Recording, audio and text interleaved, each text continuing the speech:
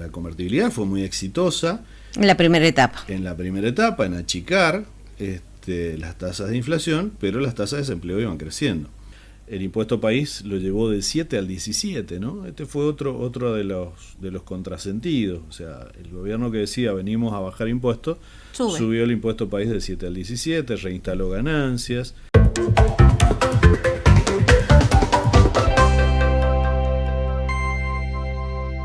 Uno puede analizar qué son las reservas, uno puede analizar el oro, uno puede analizar las perspectivas, puede analizar si se va a vender más o se va a vender menos, pero después llega la realidad, la gente que pierde el trabajo, la gente que no puede comprar, la inflación que, si bien los porcentajes han bajado, pero que no parece que en el corto plazo vaya a dejar de ser un problema, al contrario, parece que la inflación va a seguir subsistiendo y va a ser un problema.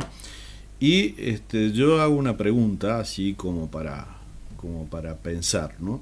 ¿Qué preferiría alguien? ¿Tener una inflación mayor o tener empleo? ¿Sí? Porque aquí lo que hay que monitorear, yo lo vengo repitiendo, es el crecimiento de la tasa de empleo. En el gobierno de Menem, la sociedad durante algún tiempo estuvo contenta, si se quiere, en esto de cambiar tasa de inflación por tasa de desempleo, ¿no? O sea, fue la convertibilidad fue muy exitosa. En la primera etapa. En la primera etapa, en achicar las tasas de inflación, pero las tasas de desempleo iban creciendo. Entonces pasaba una situación muy curiosa, que es que aquella persona que tenía un ingreso fijo y tenía trabajo, estaba muy contenta, pero no veía que el vecino que trabajaba en una fábrica, esa fábrica le cerraba, ¿sí? Y esa persona empezaba a estar dentro de un colectivo en donde indudablemente el desempleo creció a tasas infernales, ¿no? Entonces esto tiene mucho que ver con la curva de Phillips en economía, pero no nos vamos a meter en eso, porque un amigo me dijo, para mí Phillips es un destornillador, para mí también, o un electrodoméstico. Y en realidad tiene que ver eso, ¿no? Cómo en el corto plazo uno puede cambiar tasas de inflación por tasas de desempleo.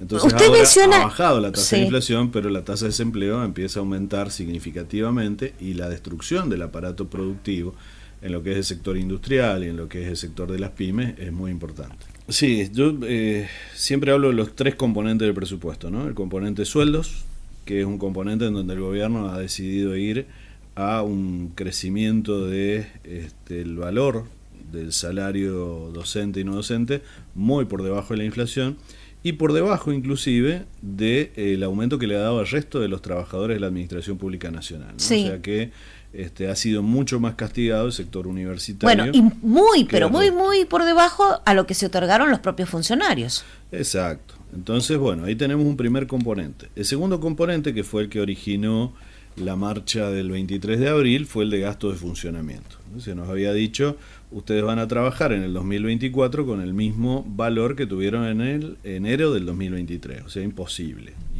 Cuando nosotros nos sentábamos a discutir distribución, decíamos, mire, vamos a distribuir algo que sabemos que no alcanza. ¿Sí? Vamos a distribuir lo que se pueda para pagar la boleta de la luz. Reconocieron, dieron el 2,70% de aumento que nos permite subsistir este año.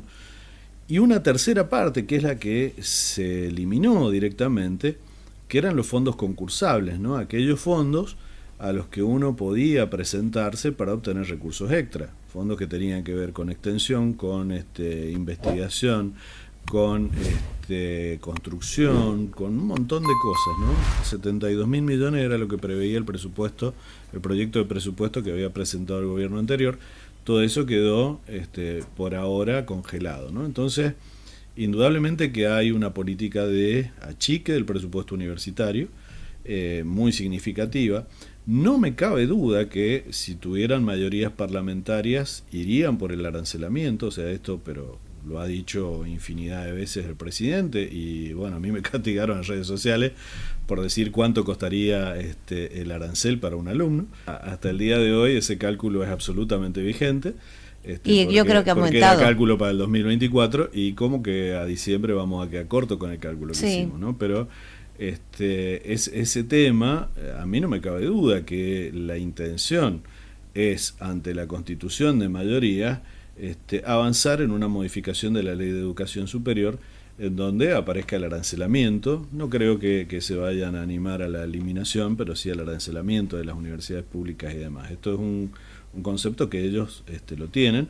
O el concepto de voucher, ¿no? El concepto de, bueno, no, lo que vamos a hacer es otorgar los vouchers para que cada persona elija y demás. Cosa que en la lírica suena muy interesante, pero que en la práctica ya hemos visto que ha habido ahí algún sistema de voucher o de subsidio para la clase media que manda a sus hijos a la educación privada, y la verdad que los resultados todavía no los puede apreciar uno, pero no creo que vayan a ser los mejores.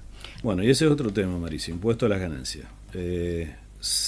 Ya estamos trabajando en lo que es la liquidación. ¿Cuántos agentes se van a ver afectados en el ámbito universitario? Y en el ámbito universitario vamos a volver a lo que más o menos teníamos, que son el orden de 800.000. Pero con una carga que va a ser muy onerosa, ¿no? Muy onerosa. Es una forma también de reducción del salario, ¿no? O sea, por un lado, no te aumento, te doy un 4% de aumento para este mes, que todavía estamos esperando inclusive los instructivos, pero a la vez vuelvo con el impuesto a las ganancias, que la verdad que para mi opinión, primero el salario, concuerdo con que el salario no es ganancia, lo dijo el propio presidente en su momento. Ahora, sí, bueno, también dijo que se iba a cortar la mano, ya tendríamos un presidente sin brazos. Ahora cambió, el salario no es ganancia, pero encima creo que en los valores que está y como está la tabla y la escala es absolutamente confiscatorio. O sea que el impuesto es anual, ¿sí? Entonces se van sumando los salarios que usted tiene de la parte del bruto, no del neto, ¿sí? O sea, no le va a importar para aplicar el impuesto a ganancias si usted tuvo algunos descuentos porque se enfermó médicos, porque se enfermó por cualquier cosa. No, es sobre el bruto. Entonces se van computando la suma de los brutos y se va aplicando descuento. Eso para la escala. Y anualizado, es decir que depende de cómo van aumentando los salarios y cómo se va aplicando el impuesto. Va a ser, como digo, para mí es un impuesto confiscatorio, un impuesto que se creó en la década del 30 de forma provisoria y que, bueno, sigue estando, ¿no? Este impuesto, junto con el impuesto país, porque el IVA, bueno, al caerse el consumo, es un impuesto que en este momento al gobierno no le está reportando todo lo que pretendería. El impuesto país lo llevó del 7 al 17, ¿no? Este fue otro de los contrasentidos. O sea, el gobierno que decía venimos a bajar impuestos, subió el impuesto país del 7 al 17, reinstaló ganancias. Ahora aumentaron algunos impuestos para los viajes aéreos, para los tickets aéreos, o sea que encareció ese sector también. Entonces hay caída de consumo, caída de venta de pasaje aéreo, más de 640.000 pasajes menos vendidos en este semestre contra 2023, caída de la inversión, caída del gasto público, lógicamente, porque el Estado ajusta su presupuesto público. Es decir, la única parte de el producto que en este momento está superavitaria es las exportaciones por sobre las importaciones, ¿no? Magíster Ricardo Coca, un placer realmente.